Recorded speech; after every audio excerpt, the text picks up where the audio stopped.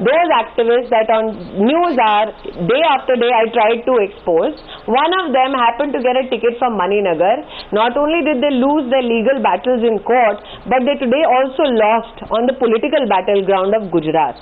So the Congress banked on every other factor. In fact, Arnab, the only person in this entire Congress campaign who benefited was a girl, poor thing, called Tulika, who possibly got paid for an advertisement and also got a little bit of popularity.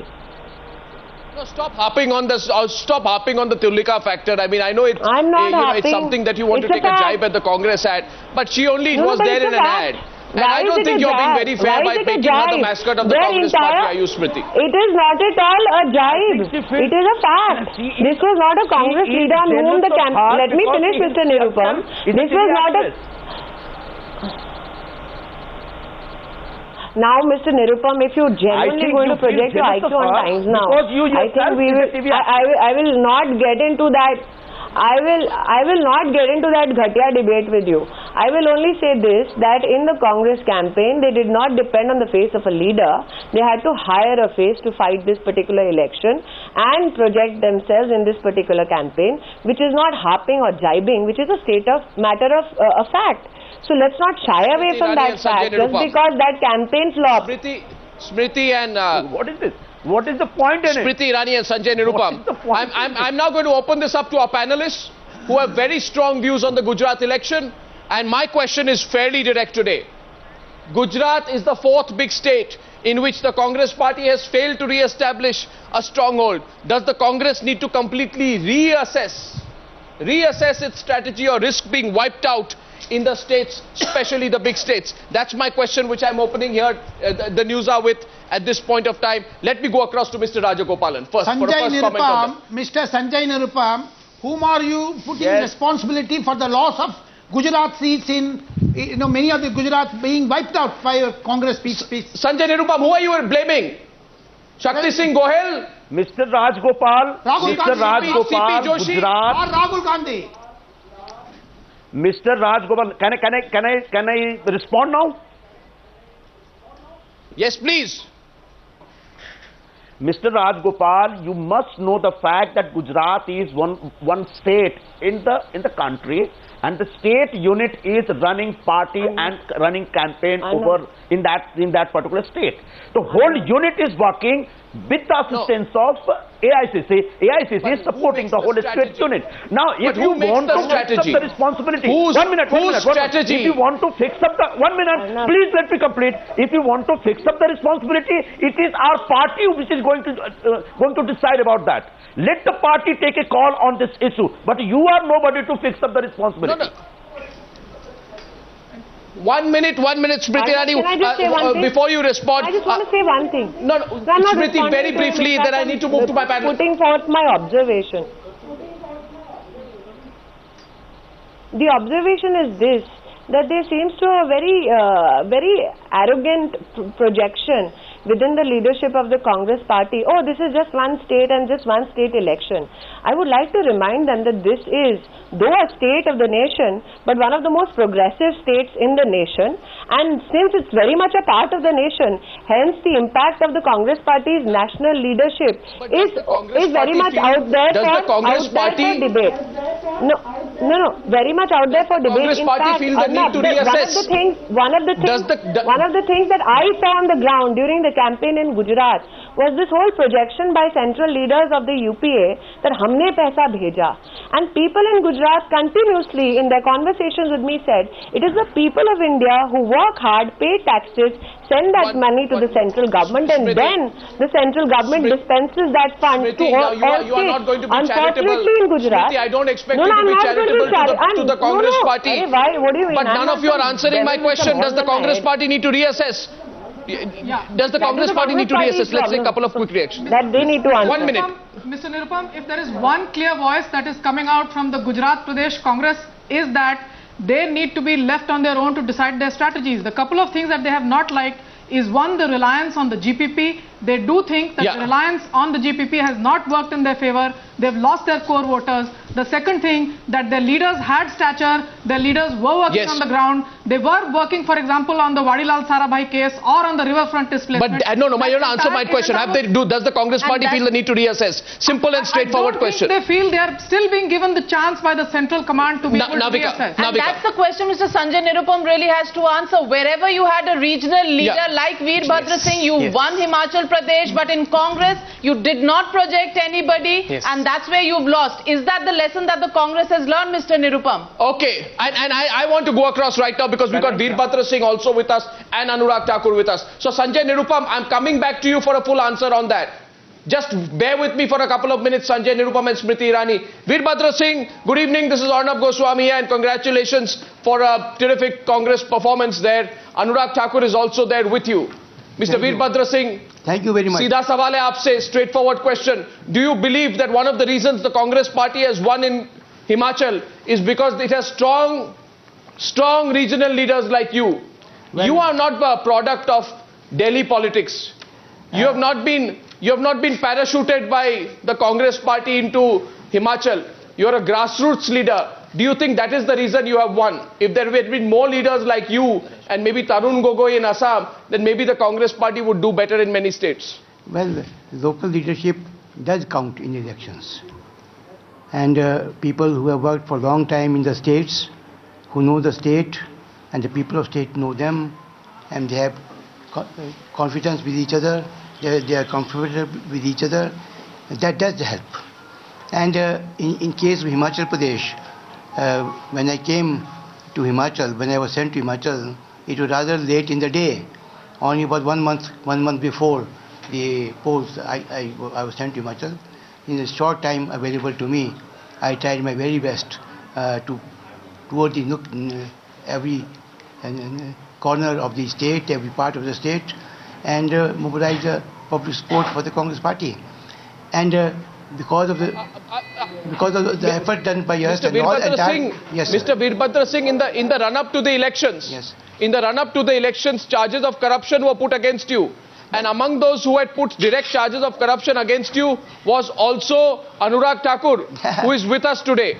The question is... I'm going to be straightforward on it and ask you and Anurag. Anurag, my question to you is, did it boomerang? And my question to Veerbhadra Singh is, what would you say to Anurag Thakur, Veerbhadra Singh, on the charges put and the political impact of those charges that were put by the BJP? Let me first congratulate Raja Veerbhadra Singh ji for the victory in Himachal Pradesh and the Congress party to get 36 seats in Himachal Pradesh. Congratulations, Raja Sahab.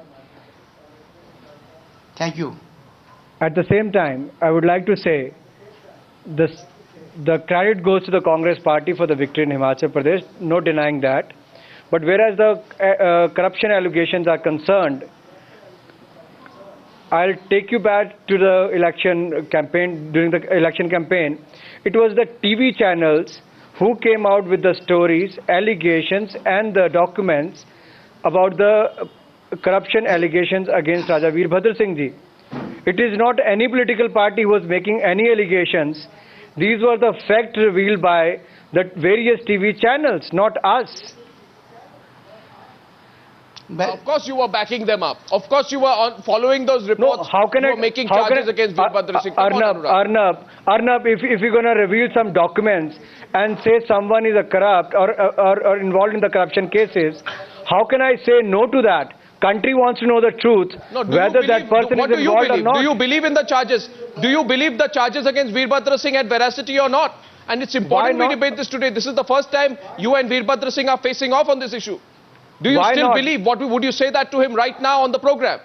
Of course, yes. I'm saying it in front of your TV camera that yes, income tax department knows it well, and the preliminary inquiry has also been initiated by the department.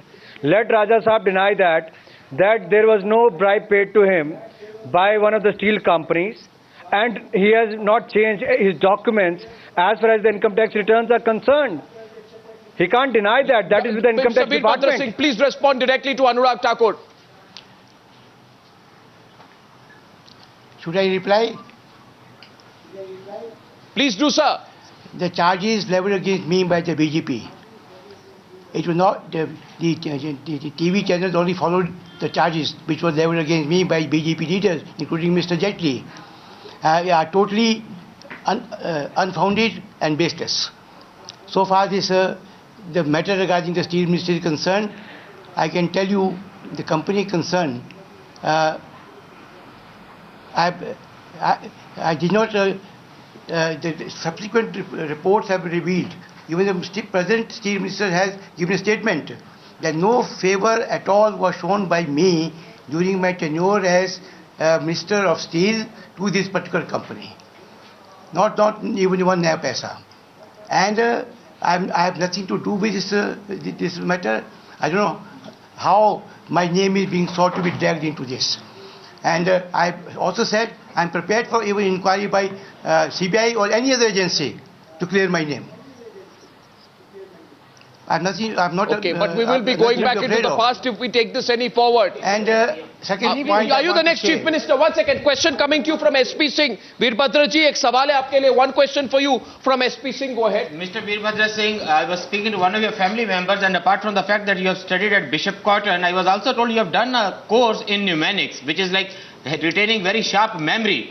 Since you have a memory of 98, can you tell us now whether making up with Vijay Singh Mankotia was a master stroke at a time when Prem Kumar Dhumal fell out with Maheshwar Singh? And two, are you the next Chief Minister? Are you the next Chief Minister, Mr. Veerbhadra Singh? I have not been able to follow the question. Are you the next Chief Minister? Pretty simple. Are you the next Chief Minister? Do you have any doubt? The people have shown their desire.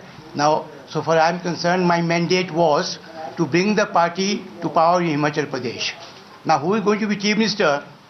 This is a decision to be taken by our Congress High Command, particularly our worthy President, Srimati Sonia Gandhi. It's a standard, well, I would like to congratulate you, Veerbhadra Singh. I would like to congratulate you, Anurag, for a hard-fought election. I want to thank both of you, Sanjay Smriti, for joining us. Smriti Irani and Sanjay Nirupam, stay on with us. But before I go into the break, Yogendra Yadav is with us in the studio. And Smriti, earlier today, there was a huge debate which broke out when Yogendra Yadav said that this election in Gujarat goes against, did you say the spirit of democracy, or would you like to say it in your own words? Modi's victory. Yogendra Yadav had some very tough words to describe Narendra Modi's victory in Gujarat. Would you like to repeat that so that later when we come out of the break we can debate that in detail? Mr. Yadav. Allow me to say what I exactly said. There is no denying that Mr. Modi has won a mandate fair and square. That there should be no attempt to underplay it. That of course entitles him to playing a bigger role in Delhi. At the same time, what an electoral verdict does not settle is corruption. It does not settle questions of communal carnage. It does not settle all other questions. And I had simply said that while he has a mandate, the intention of the Gujarat voters is to elect people they thought were efficient, they thought were available, accessible, and who delivered them better results than any other yes, but you said more opponent. But the consequence of this verdict is that it poses serious challenges to democratic functioning in this country. That Mr. Modi symbolizes the dark side of democracy that happens all over the world, which, for example, Mr. Rajpaksha's victory in Sri Lanka has done. It represents a dark side of democracy. It poses a challenge not only to certain democratic functionings, it also poses a challenge to the very idea of diverse India. My God, poses a challenge to the idea of India? Represents the dark side of democracy and poses challenges to democratic functioning. Smriti Irani, would you want to take him on right now? Will you allow me a 2-minute break? Yeah. Will you allow me a 2-minute break? You can take a break, but then I want to give a two-second rejoinder before I give a lengthy answer to what the gentleman has posed on Times Now. The Yogendra Yadav, who was number crunching as a psephologist, today presents himself on Times Now as a political activist who supports Arvind Kejriwal's political organization. To this political activist, I shall answer after your break, Arnab. Okay, Smriti Irani has taken us into the break. We're going into a quick break. Coming up on the other side, does Narendra Modi's victory, in Yogendra Yadav's words, represent a challenge to our democratic functioning, or is it a vindication of democratic functioning? 2-minute break. The debate continues here on Mandate 2012.